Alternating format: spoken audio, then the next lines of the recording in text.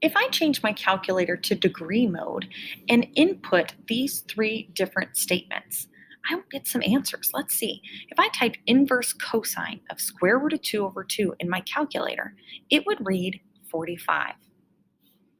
Arc sine of negative 1 would reach negative 90. Remember, when I see arc sine, my calculator doesn't have an arc sine button, but I'm using inverse sine of negative 1.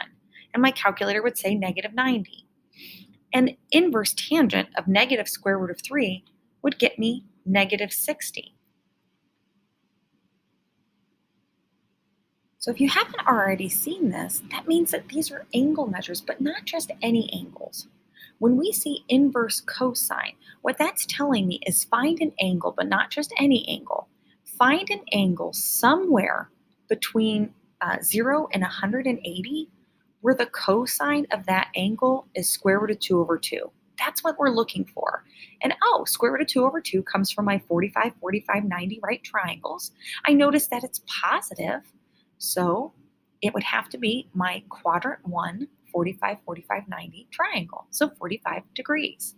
When I see arc sine of negative 1, remember that's really just inverse sine of negative 1, and that's saying tell me an angle, but not just any angle. Tell me an angle somewhere between negative 90 and 90 degrees where the sine of the angle would be negative 1. So again, I'm thinking about right over here, the right-hand side specifically. Where would I have a sine of negative 1? Oh, right down here at the bottom. And then lastly, inverse tangent of negative square root of 3. Tell me an angle, but not just any angle. An angle somewhere between negative 90 and 90 degrees that has the tangent value. So y divided by x of negative square root of 3. And because it's negative, I already know that it would be down here. And then I just have to decide, is it my 30-degree reference triangle or my 60-degree reference triangle? And it is, in fact, my 60 degrees. We can do inverse composition. Remember where we do the input of one, then becomes the output, and then the output of that becomes the input into another one? Take a look here. I'm finding the cosine of the inverse cosine of negative 1. And normally I just want to go pa-doo and cross things off, but I want to really be careful about that. Depending on the order of composition, that may or may not be appropriate. So let's take a peek at this first one, inverse cosine of 1. Remember what that means. That says somewhere between 0 and let's do radian just for fun. Somewhere between 0 and pi radians, there will be a cosine value of 1. And that would happen right here at 0 radian. So then I'm being asked to evaluate what's the cosine of 0. Well, that would be 1. Let's take a look right here. Inverse sine of negative square root of 3 over 2. So they're asking me, find me an angle somewhere between negative 90 and 90, where the sine would be negative square root of 3 over 2. And that would have to be negative 60 degrees. So now I'm being asked to find the sine of negative 60 degrees, which, wouldn't you know it, is negative square root of 3 over 2. So in this case, I could look at this and say, okay, these are inverse operations, like squared and square root. So cosine, inverse cosine, and go pa-doo, and they did end up canceling to just give us 1. Sine and inverse sine, okay, pa-doo, go ahead and reduce, and I get negative square root of 3 over 2. But I did say we have to watch out for the order. Take a look at these ones in the bottom. Notice I'm first evaluating the cosine ratio, and then I'm using the inverse cosine. So let's take a look at how this could be different. So here they say find the cosine of 7 pi 6. So really quickly, I can think 7 pi 6.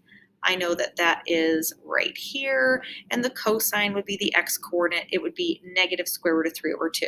So I'm going to do that replacement. So cosine of 7 pi 6 is negative square root of 3 over 2. Then I'm being asked to find the inverse cosine of negative square root of 3 over 2. So now my thinking has to shift. When I'm asked to go inverse cosine, because it's on a restricted range of angle measurements, this angle of 7 pi 6 is not allowed. It's not in question. So now I'm going back instead to be thinking about angle measurements between 0 and pi radian that would have this value for cosine. So what value or what angle measure between 0 and pi radian would have a cosine of negative square root of 3 over 2? It would be right here. It would be at 5 pi sixths.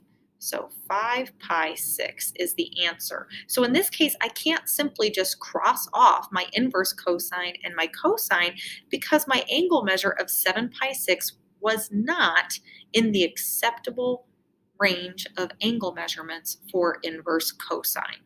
Similarly here, when I look at sine of 4 pi thirds, I can find the sine of 4 pi thirds. 4 pi thirds would be right here. It's my 60-degree reference angle down here in quadrant 3, and the sine value would be negative square root of 3 over 2. So now I'm being asked to evaluate the inverse sine of negative square root of 3 over 2. Now this is saying give me an angle, but not just any angle, an angle between negative pi halves and pi halves that would have this value for sine, negative square root of 3 over 2. So it would still be a 60-degree reference angle, but this time it would have to be down here in this quadrant, and I have to be careful as well. Let's see, I can't call that 5 pi third. If I'm talking about it in the range of angles from negative pi halves to pi halves, this would be a 60-degree angle in the opposite direction than normal. So it would be negative pi thirds. So I should still see a denominator of 3. That tells me I'm still talking about a 60-degree reference angle. I just need to make sure that I am finding one in the appropriate range of values for our angles.